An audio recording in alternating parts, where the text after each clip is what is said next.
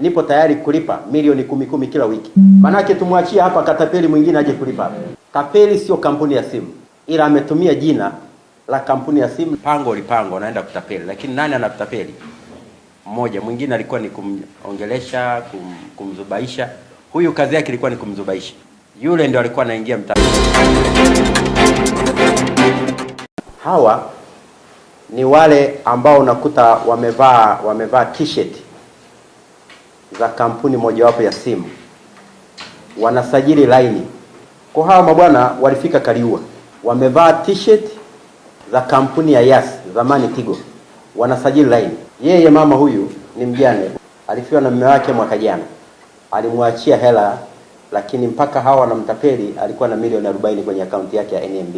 Sasa walichokifanya, walipofika dukani wakamwambia, tunataka tukusajilie lipa namba. Na yeye mama kweli anahitaji lipa namba.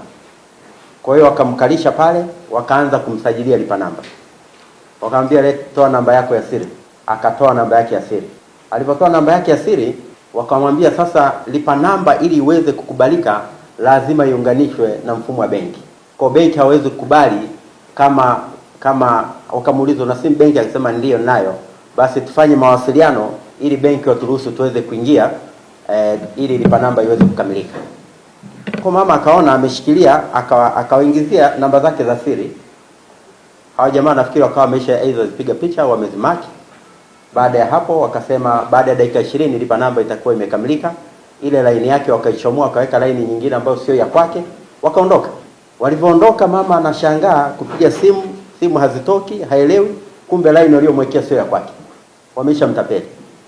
Ameondoka usiku huo, mama watu akakimbia kwenda kuangalia simu yake, na kilichomshtua akaona sijui 190,000 kama inatoka, haelewi imetokaje kutoka kwenye namba yake kwenda mtandao mwingine wa Tigo. Akashtuka, alipoenda benki anaambiwa benki hela zako, anatoa kadi yake, hela zikoje? Hakuna hela.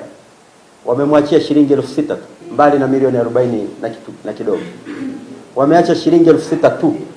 Huyu jamaa makachero wetu wamemkamatia babaki. Tukasema mumrudishe. Lazima mtoe hela ya watu. Mama amekuja amewatambua. Waliokuja nani? Yeah. Hawa ndio walikuja. Mama tumemuita, amekuja amewatambua kwamba ni kweli waliokuwa wamenibia, waliokuwa wamenitapeli ni hawa. Na wao wanakiri kwamba kweli walifika na wakamtapeli, wakamfanyia ulaghai huo, hela wakachukua, wakaondoka. Wana gari moja wanasema, alafu angalia milioni 40 ndani ya hizo wiki 1-2 hana hata shilingi. Leo anatuambia hapa nipo tayari kulipa milioni 10 kila wiki. Manake tumwachie hapa katapeli mwingine aje kulipa. Tapeli sio kampuni ya simu, ila ametumia jina la kampuni ya simu. Pango lipango anaenda kutapeli, lakini nani anatapeli? Mmoja, mwingine alikuwa ni kumongelesha, kumzubaisha. Huyu kazi yake ilikuwa ni kumzubaisha. Yule ndio alikuwa anaingia mtandaoni kufanya kila kitu. Kwa hiyo ilipoibiwa hiyo hela, huyu alikuwa anajua, aliambiwa tumepata milioni 6 tu. Ndicho alichomwambia mwenzie yule. Kwa katika milioni 6 ndo akampa hiyo milioni 2. All in all waliiba pamoja, alafu wakatapeliana wenyewe. Sisi tunashukuru vyombo vyetu vimewakamata.